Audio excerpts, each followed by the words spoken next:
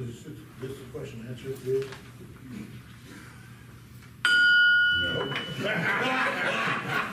Hello, everybody. Welcome to today's meeting. Please stand. Join me in the pledge. I pledge With allegiance. allegiance to the flag of the United States of America and to the republic for which it stands, one nation under God, indivisible, with liberty and justice for all. Thank you. You agree? Oh, God. Okay. The Tlingit people have been indigenous to this land for over 10,000 years. Thank you to the Tlingit people for their stewardship of the Tlingit since time memorial and today. Okay, I don't see any visiting Rotarians. I don't see any guests of Rotarians. Do we have any Rotary announcements? John? 4th of July, 9 days, we need bodies. Okay. Have we put an email out? Oh, yeah. Get the Okay. usual response. Okay. Crickets. Crickets, okay.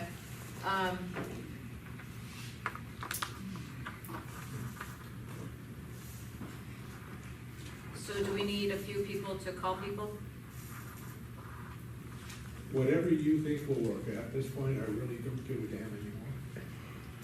How many do we How many need? people do we still need? We need a bunch of wranglers. We need some folks, more folks this time, because it doesn't look like we're gonna be able to get the gate open. So we need folks to schlep the bins up and back. And we need a couple of photographers, and then need some scoopers. Put my We need duck name. dumpers also. That's not as problematic as the others. But keep it in mind. That one's pretty easy though, because people there that are watching will help with that one. So, Dan and I are gonna have a meeting at my place. Thursday. Thursday at 10. And try to work out some stuff, and just make sure that the right people are right. I have some ideas on how we can do things. I don't have a whole bunch of people in this again. I've got a question for AmeriCorps, and I don't think they're not. They're not. They're Saw not. two of them the other day. But I think, I won't take up meeting time with this, but if we can put if we've got a duck release device, put together team, I can get the ducks there. And that part will be easy.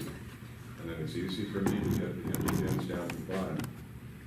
The hard part is gonna be setting up the bottom, getting the duck funner, getting the duckers, and then hauling the bins back up one by one, because that's gonna be some serious duty. Yeah. I can do one at a time with my hand track, but it'll be 14 bins. What about one of the, like the wrestlers or the softball teams or? Strong enough people, Yeah. that's the way to The ones at Fine Arts Camp who are gonna come back to help. We can't. What about the finance camp? If we had an afternoon, maybe they, No, we can't leave campus. So you guys are gonna be like in the parade? Yeah, yeah, I think actually, so. I was thinking of the people that live there. What, sleeping there.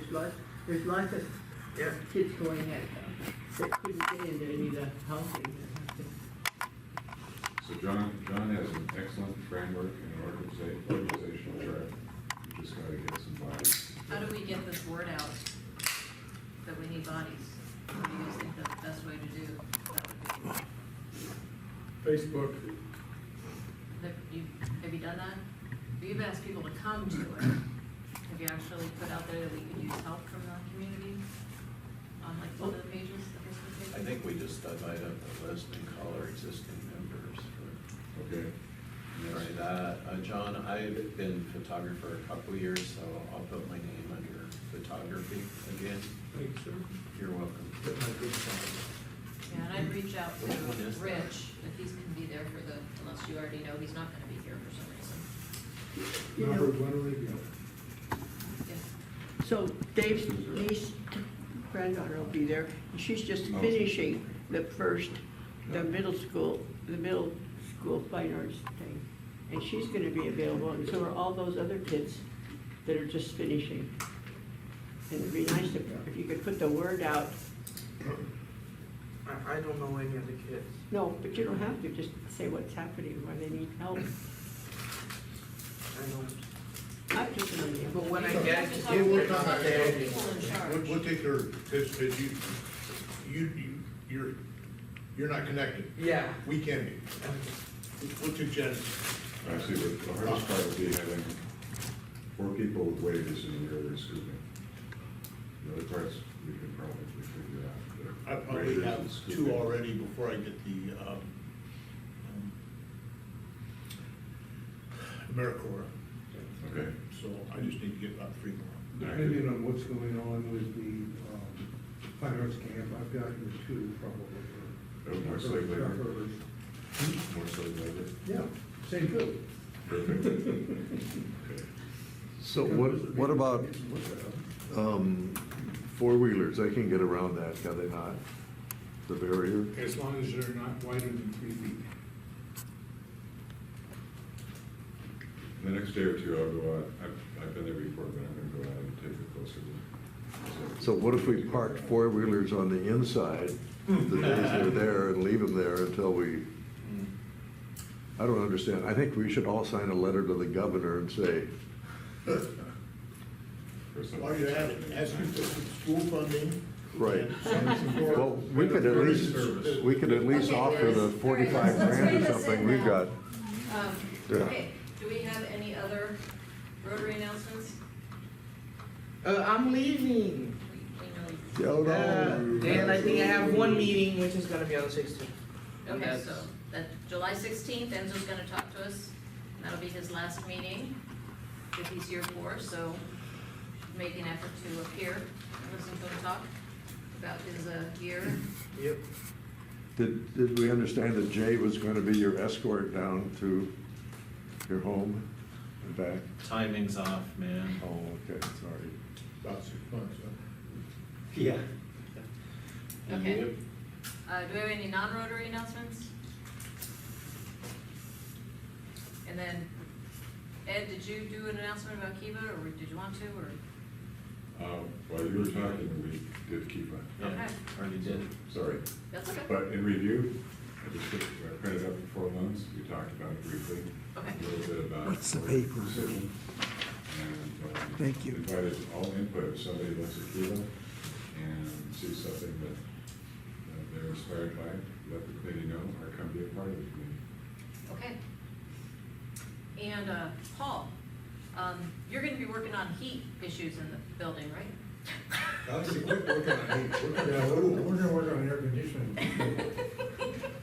It's always something. You know, it hopefully is only just gonna get warmer, here, outside. Yeah. Wow. Anyway, okay, so, I think that would be it then for announcements. And our speaker, Oh, I don't know who's the speaker. our speaker today is Jay Stillwell. He will be talking to us about Fortress of the Fair.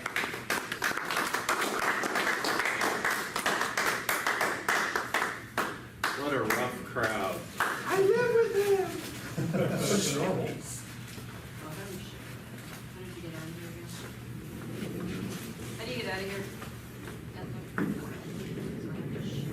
Which is soon. Here, let me try. All right. Oh my God. Who did it?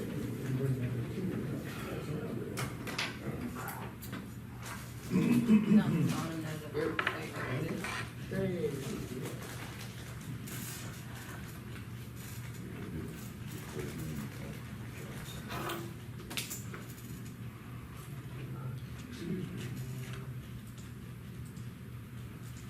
Click on the PowerPoint app.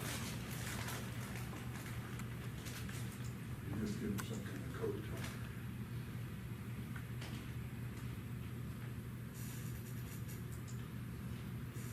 All right. Do you want to shrink the little square? The shawl on Educational. it? You can leave that up too if you want. Can I drive? No. You sure? Sure. Not yet, next week. It's your last meeting, so.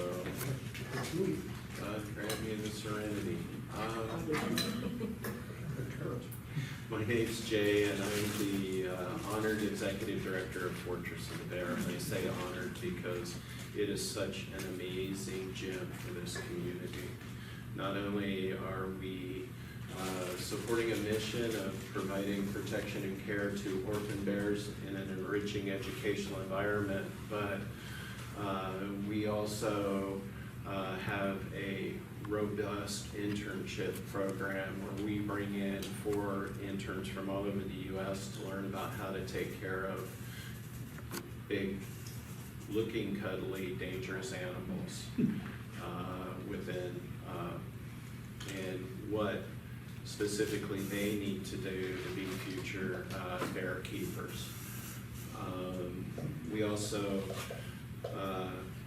have 6 high school students that work for us, and some of them are returning, which is great until Fine Arts Camp hits, and then we're like, we have big holes, but we find that that's really important to be the community steward. But what I want to talk about is more my experience working at Fortress and help guiding it. My agreement started November 1st of 2022, and some of you may recall I was in a horrible boat accident on November 27th of 2022. So I had just gotten started and then needed to step back. I stepped back for 5 weeks and then came back into the role, what I really feel like was the start of me transitioning. They hired me as a director, but it became obvious that there needed to be additional transitions that happened. The founders did an amazing job of building a foundation, but there was no structure. And so here, April, the board unanimously voted me executive director. The founder we created a specific role for Les as a founder. So that was a major shift from somebody that had started it and fought a lot of bots. And with that have come other changes. One, we are a 501c3 nonprofit, and the mission is everything now. Any type of decision that we make or filter has to go through the mission.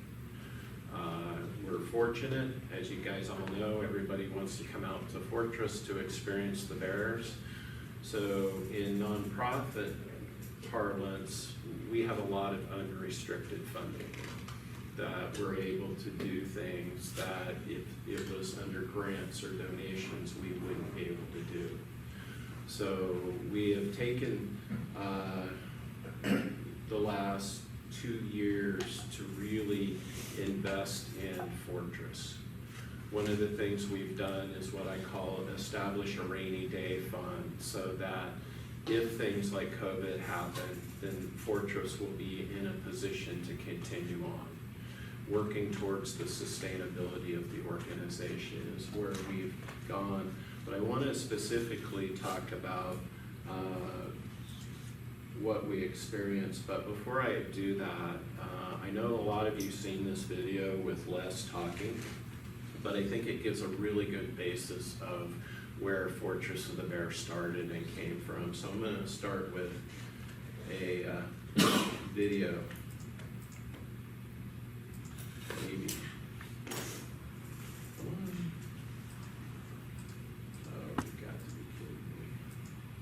Well, we are not starting with a video, so I will, Fortress of the Bear was founded in 2002 by Les and Abby Kinnear.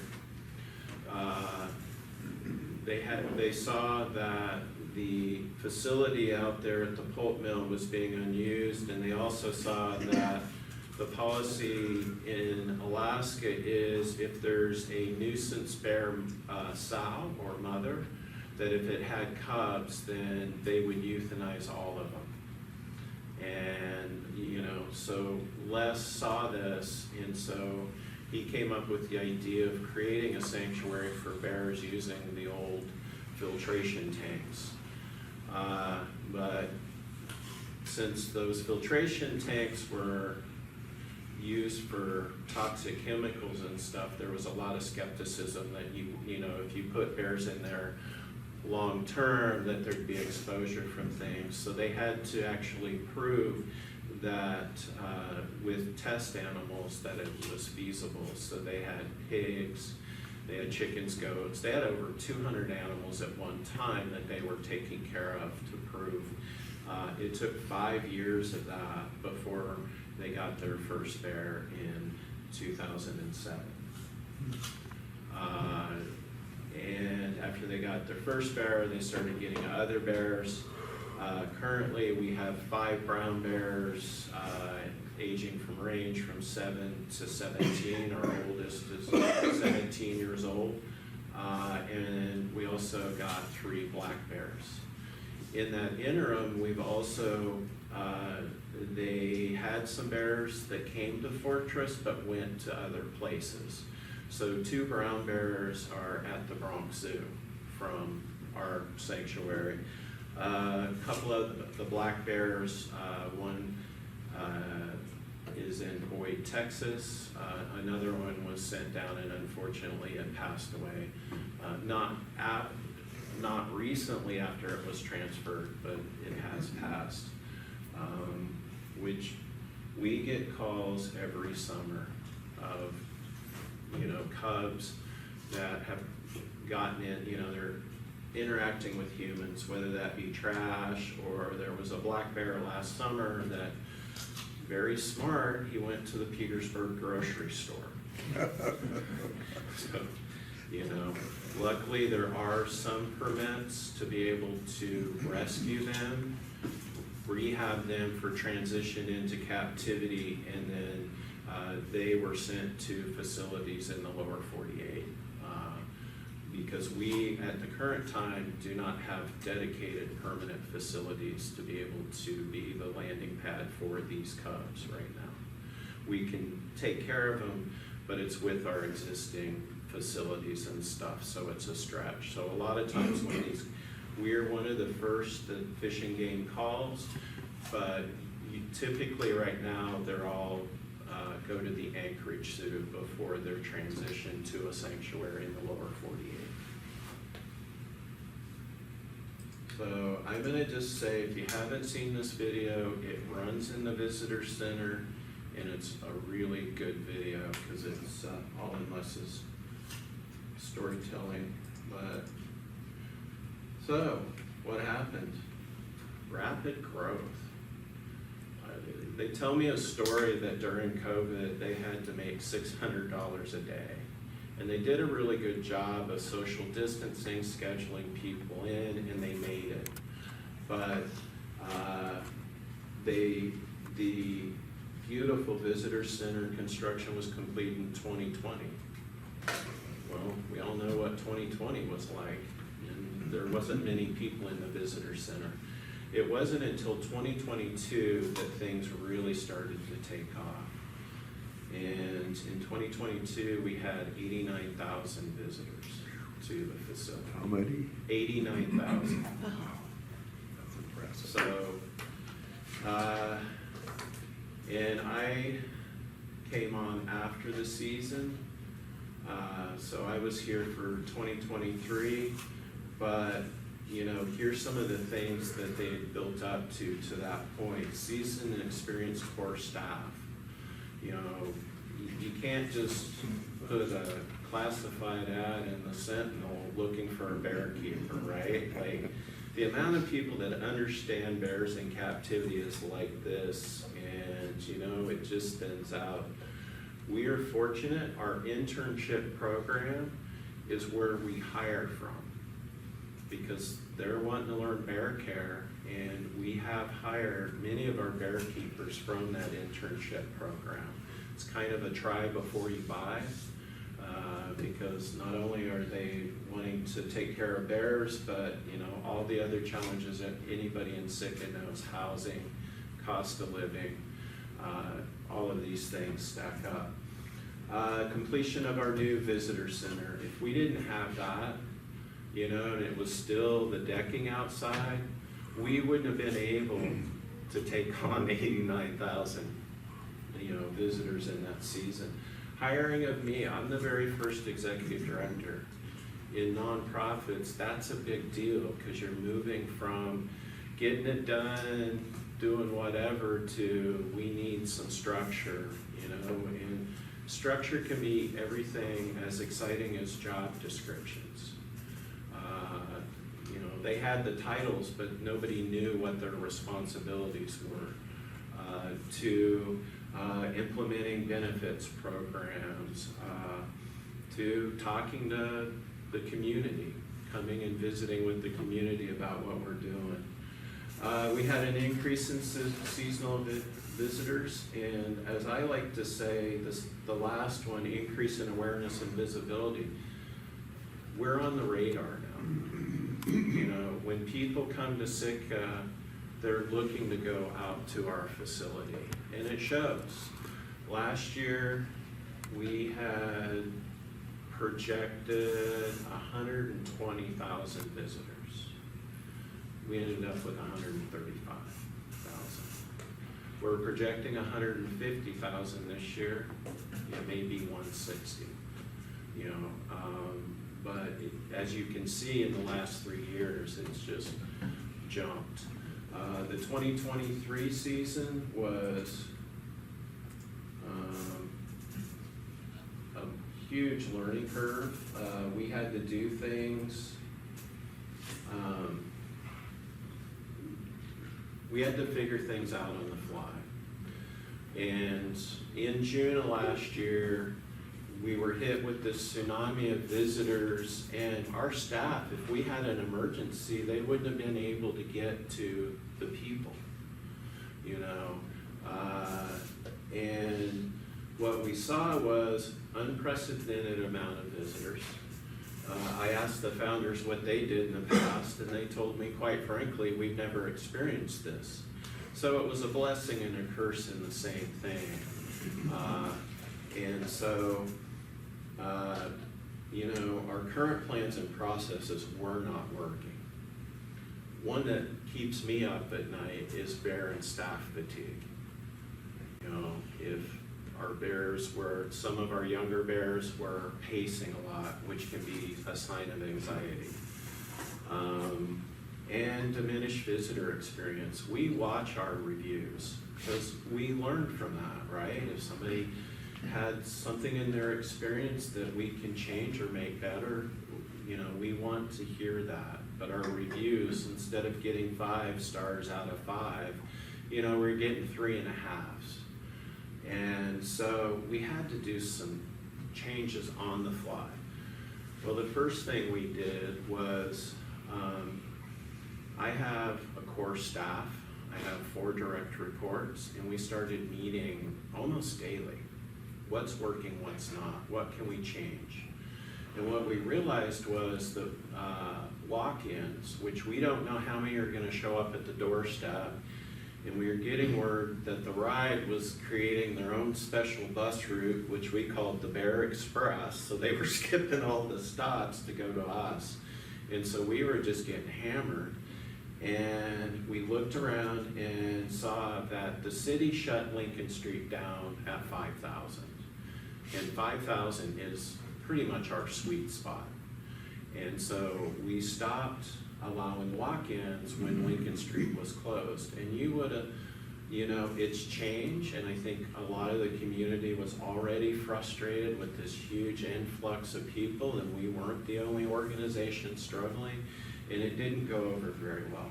My biggest mistake in the season last year is I forgot about season pass holders, like Dave there, right? And it was brought to my attention, what do we do about season pass holders? And within a day, we had switched it that season pass holders have priority. It doesn't matter if walk-ins from other places, but the holders of that can come in anytime. And, that worked really well. And that's the way it should be. But I attribute part of that mistake of not knowing and being fresh and just trying to find solutions. The result was we had a great season. You know, the changes we made, we are in the top 10% of attractions on TripAdvisor, and TripAdvisor is the go-to for travelers. How did we get in the top 10%? It was voted by the travelers, not by TripAdvisor, but the actual reviews in the travelers, right? Which tells me, you know, we're doing what we want to achieve. Staff, we started getting reports in September of other entities that deal with a lot of tourists just being really short to people. You know, they're tired. You know, in September and October, our staff was still greeting and friendly and welcoming, because that's what we want. You know, we see our job is not only to save bears, but it's to educate others in why bear orphans happen, things like that, and that's fulfilling our mission. So visitors are really key in how we view Fortress of the Bear. And as you can see from this photo, it's just people lined up trying to get glimpses of the bears. For the 2024 season, we're mission focused and directed. As I mentioned at the beginning, we're using the mission to filter all decisions and actions within the organization.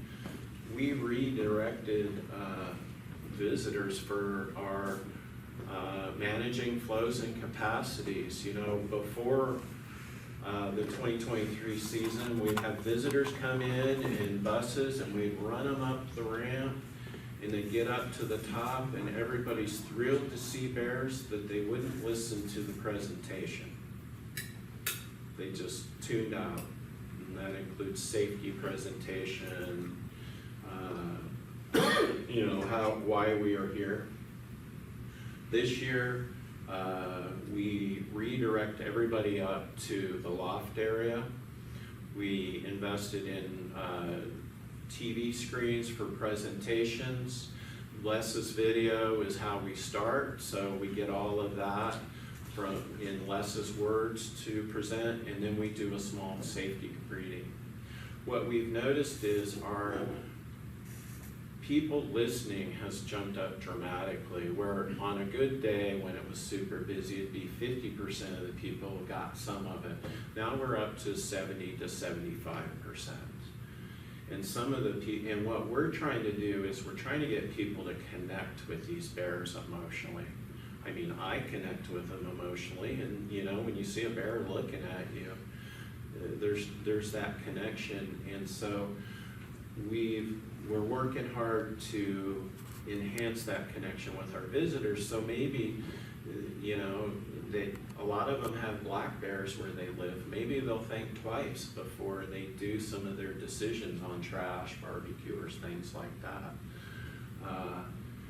The other thing, if you haven't been out there, Les designed a 70-foot deck extension, and he is the master at coming up with an old filtration tank to be a viewing place for, you know, our guests. So we have this nice addition which helped add capacity, but we didn't fill it up. We keep that in our back pocket in case, you know, the ride decides to do another Bear Express. But what it's allowed us, we have all of the major bus companies are there. All of the shuttles are there. We're able to allow taxis to drop things off. There's been a couple new taxis, a couple more tour companies, and through the changes we've made, we've been able to accommodate so far. There's only so much we can do, but you know, we've been able to allow growth for some new Sitka businesses to start. We hired additional staff. You know, we got out of, you know, we're gonna run on a skeleton staff, and they're gonna work 7 days a week. You know, that's not healthy. And so we've brought in additional staff with the people. You know, we had to hire 2 people just to direct traffic.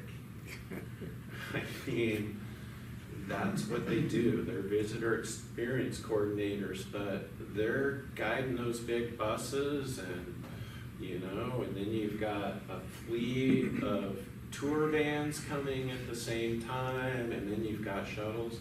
So we had to bring in people to help safely direct the traffic to our facility. Improve communication and collaboration with multiple stakeholders. And what I mean by that is when we have gaps in our schedule, we're on the phone to the taxi saying, hey, if you've got customers, here's your window. We created this master calendar that all of the Sitka tourist industry is referring to check when the openings are. And we share that out to everybody. You know, these kinds of things in order to make it work for as many people as possible, but keeping the mission intact. We'll see if it works. July's gonna be a bear, I'm just saying. There's gonna be a lot of people. But if it doesn't work, then we'll change it.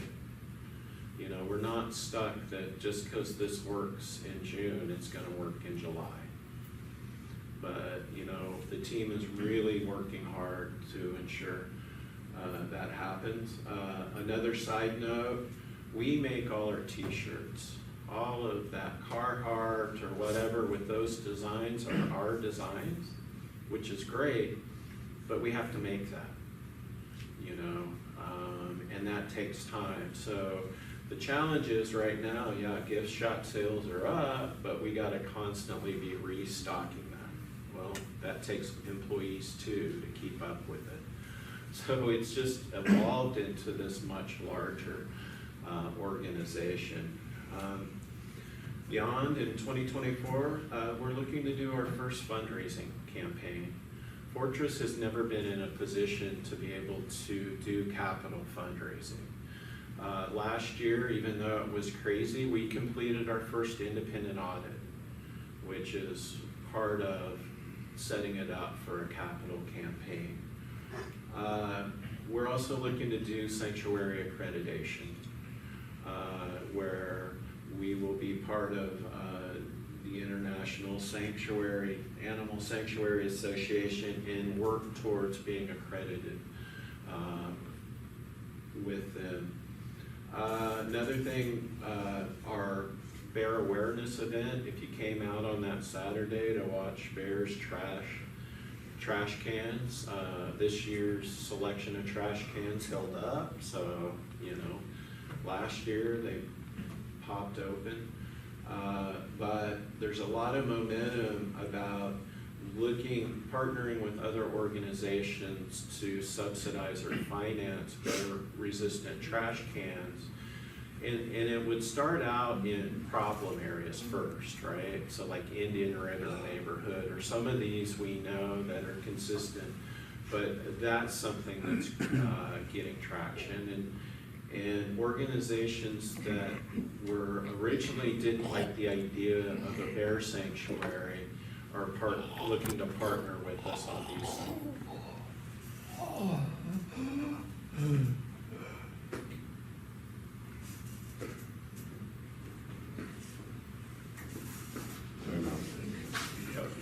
Going 911. Dan, you okay? You with Stan?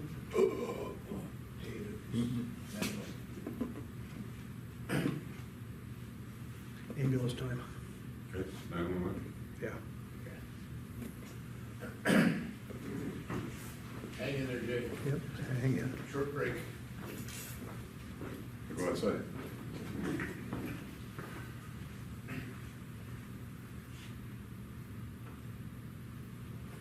Not much to do here. Who's in here?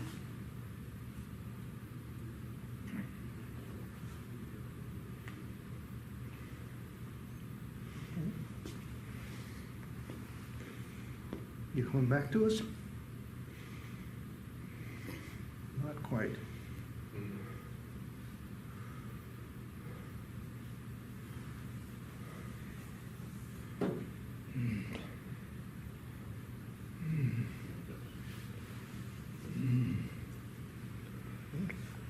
Okay. Can you wiggle your fingers for me? Okay, how about the other ones? Those. Can you wiggle your fingers? Okay. All right. Sean, he's a doctor.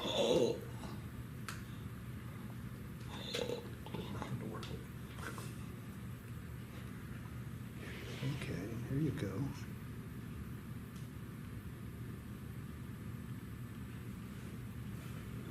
Need to make sure you're still breathing. It was a second ago, yeah. Yeah. His heart was beating. He was moving all extremities.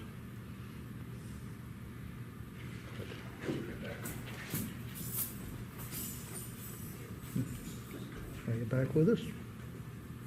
Nope. Mm-mm.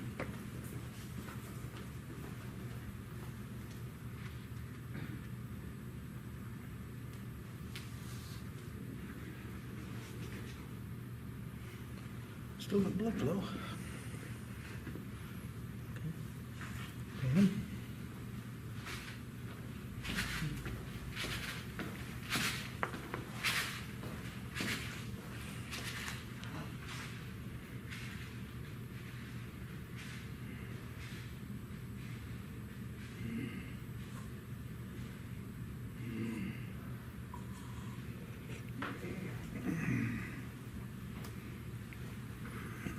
Deciding to wake up for us, huh?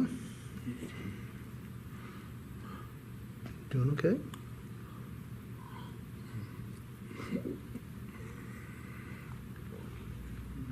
Can you hear me? Do you understand me? No.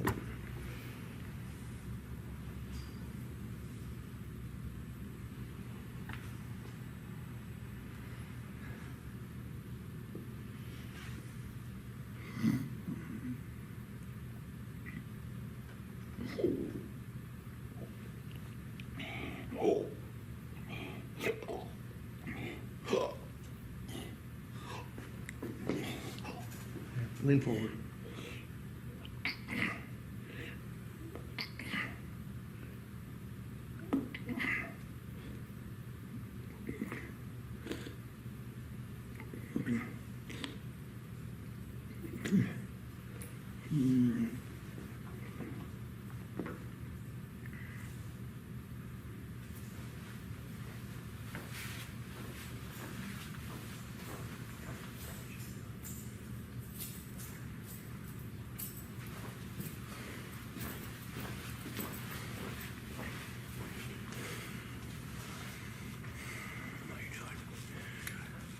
How you doing?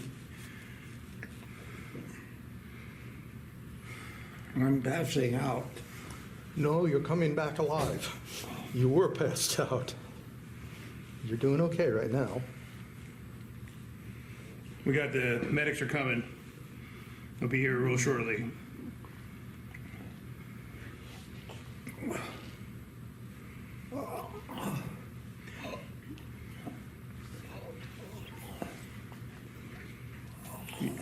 You're gonna be sick? Lean forward. Lean forward, Dan. Yeah. Let me get this can. In case you need to get sick.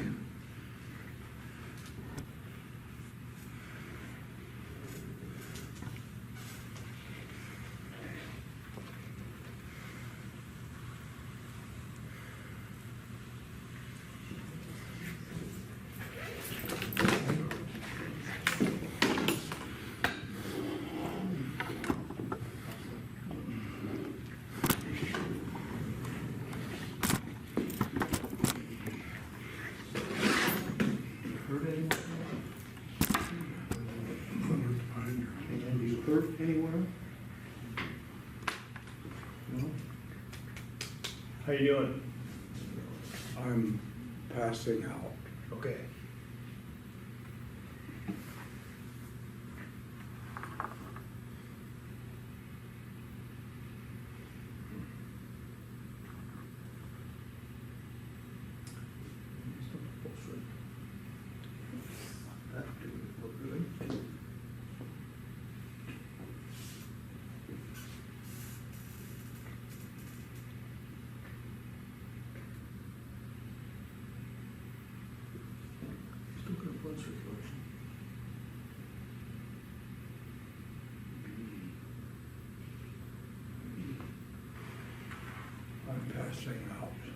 Yep, we noticed that.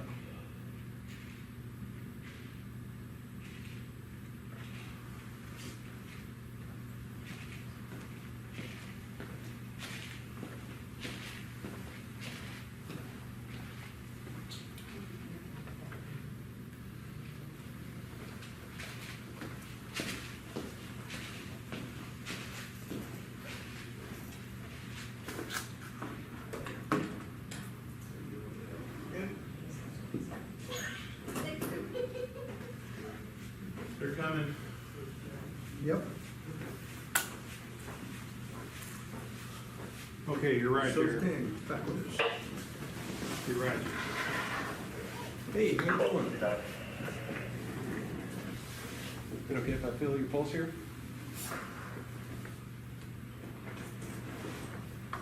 How you feeling?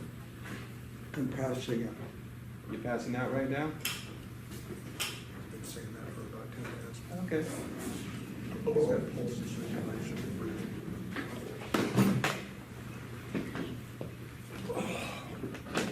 Have you been doing this? Okay. Is this what it looked like when you first went out? First one was actually out. He stretched out his back. Did he vomit at all? Okay. Hey Dan, can you hear me? Can you tell me where you are right now?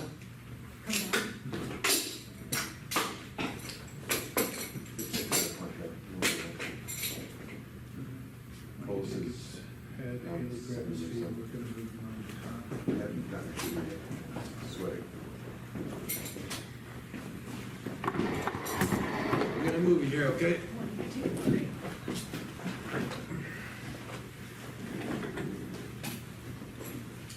Dan, open your eyes. Can you talk?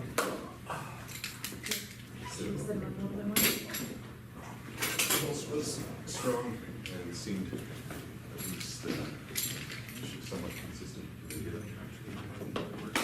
Okay. We got here, he was around 75 to 80. So he was at 30 seconds.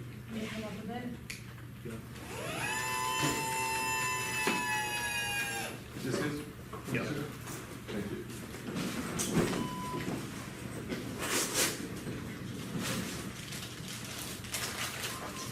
You guys go and I'll work while Maybe you his hearing equipment. The lower one there. Yeah. Might need this if you want. This is, I see, all right. I'm gonna put this in wrong. Dan, can you hear me? 791 with a good win.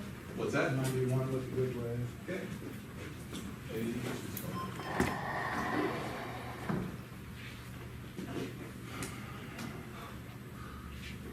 You can take care of this for me. I'll take care of Okay.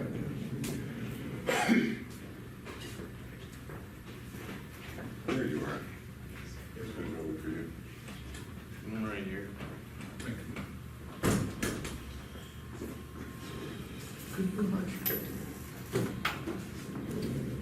Well, That was my son. he sounds just like you. I let Dan's son know. That was his son. Okay. He's in Bellingham, but still, he's tall there. The tall guy. The Pioneer Home need to know, or? They'll, They'll the probably EMT notify. people will notify whoever they need to notify.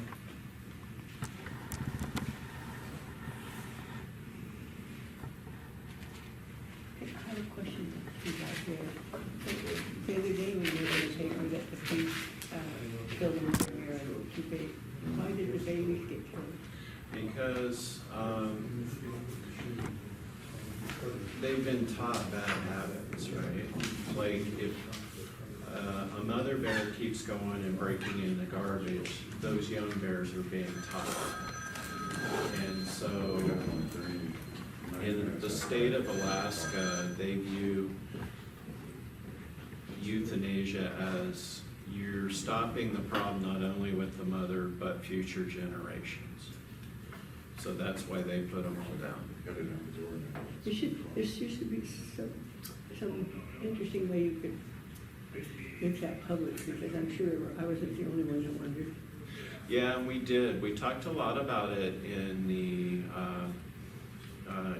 article that was in the Sentinel, and we were on the radio about it, and then we had held an event, right? So, but in the state of Alaska, there is, they euthanize bears. And it's hard to change that in the state of Alaska because, you know, if you look at black bear populations and brown bear populations, they're actually on the rise. So, you know, if it was endangered, they may have a different view about it, you know, and so that's why they do that. You're okay? Huh? Figured out. Oh, I did, told the elevator, I did a great job, they were on. I was, yeah, they seemed to know. Thank you for your great job. We all have our place in this world, I hold elevators. Sorry. Oh, you're fine. Yeah, let's hope for the best for Dan. Any other questions? Yes, sir. So I hosted some folks who came in on a cruise ship from Illinois who were friends. And he was, well, similar to Dan, he had a walker. And I was impressed that how the staff took care of him, got him into a separate area where the handicapped people could watch the screen. It was great. And all those changes happened this year from what we learned, right? We're like, okay, we have a ramp, you know, but we've noticed that at certain times in the season, there's older adults, right? And we want their visit to be as good as somebody that can get around, right? So I've personally, several times, if they don't feel like doing the ramp, and we all know how ADA compliant Sitka is. You know, it's hard for people with mobility issues to get around in this town. We will actually, one of us will go down to the lower windows and spend time with them. And the windows are great. Those Right, and they're right there, and they're just blown away, that we're taking the time, but also it's what they've looked for. You know, how many times have I heard, this is what I wanted, this is the best part of the cruise, you know, and it's at the end of their cruise, right? So they've seen totems, eagles, whales, but to be able to be with those bears, and that's good to hear, because when we did the videos upstairs, we were thinking, okay, we need to put a station downstairs for people that don't have the mobility so that they're getting the same experience as well. So that's good to hear. Yes, sir. I think it's a reflection on the importance and the relevance that the fortress has now to the city of Sitka and the citizens of Sitka. How many people were upset last year? You know, otherwise, you know, people don't care about a lot of touristy stuff. But you know, I have an annual pass too. We take everybody there. We go there with our granddaughter at least once a month just because she loves to see the bears.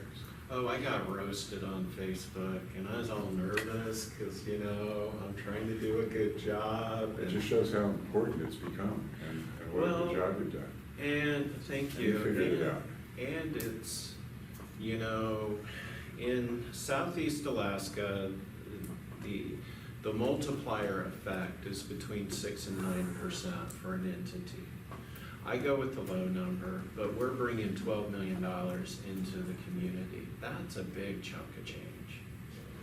You know, we're not getting all 12 million, but those tour companies and those taxi drivers and all that, that is a significant economic resource there. And that's why I always say, not only do I believe in the mission, but also, you know, it's this gym. And I view my leadership there as just being a steward of what the founders had built and what the board of directors is looking to do and what the staff, all of those things, and the community.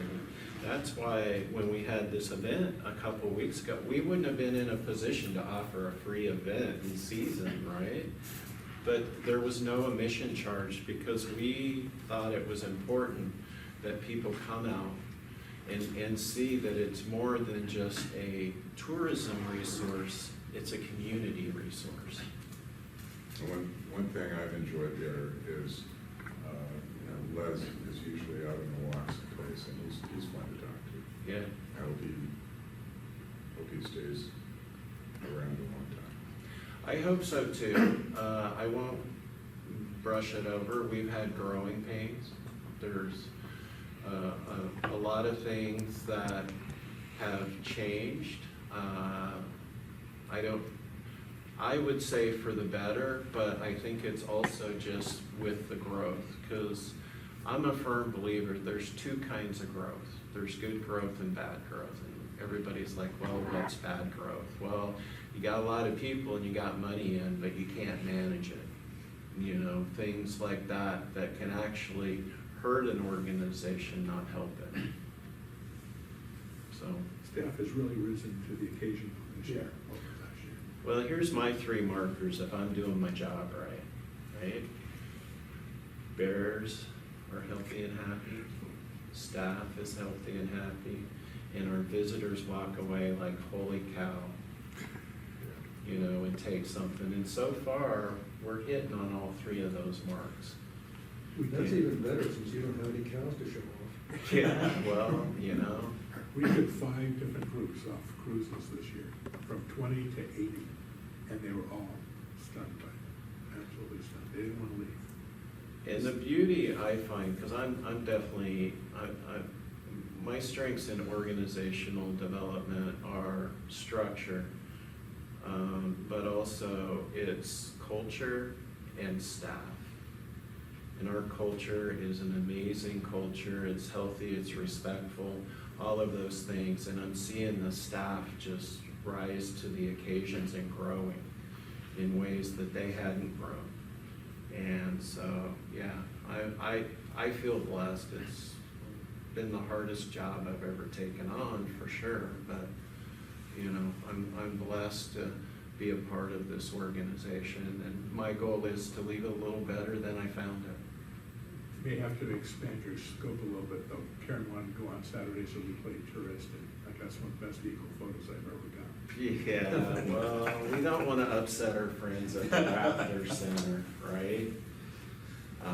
But, you know, but that's the thing that I realized, because I love birds, you know, is we're habitats not only for bears, but like there's 2 kinds of swallows out there right now, right? And all the immature eagles and ducks in those ponds, you know, so it's a habitat for more than just the bears.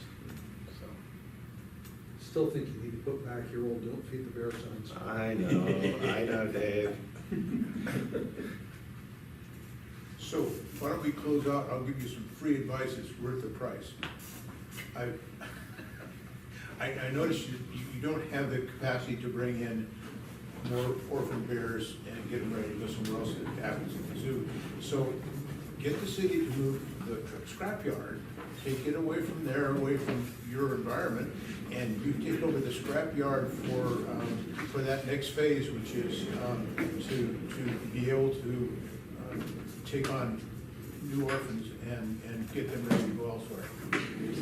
I think that that's a great idea, and I've heard it multiple times. You're kidding me, there's another idea. And, you know, I think that before we do that, we have a master plan that zoo sanctuary designers out of Philadelphia did for us. Not as screwy as that. Not as screwy as that. Yeah, but in the initial design and phases that we're looking to do, it's dedicated like isolation pins and a facility, and we have the footprint to do that. I think that eventually, I'd love to get that other one. You know, I think there's a lot of good things we could do, but, you know, getting the city to move on anything.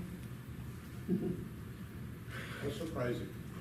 You know, and I'll give you a good example of that, of what is why I have that opinion. It's because we had had the engineers approve that deck expansion. We got the permit. No, we applied for the permit in October so we could finish the construction before the 2023 season. Well, it got approved in the middle of July of 2023. We cannot move on it. You know, and that has been a really huge improvement out there. So when it comes to kicking them out of that, we're gonna need help. So I'm gonna put you on the list of helping to lead that charge, Dan, since you spoke up. Okay, good luck to you. But it is, you know, the eventual vision would be to have that. That will sound great. You know, the other thing we're doing to be able to accept more bears is we've been doing these bear introductions between the two habitats. And just a couple weeks ago, the oldest female, who's the alpha of the brown bears, has been doing sleepover with the two girls. So that's huge, because then we could just open it up and be able to have more bears on the other side. So, but we do want that. So, any other questions? Good questions.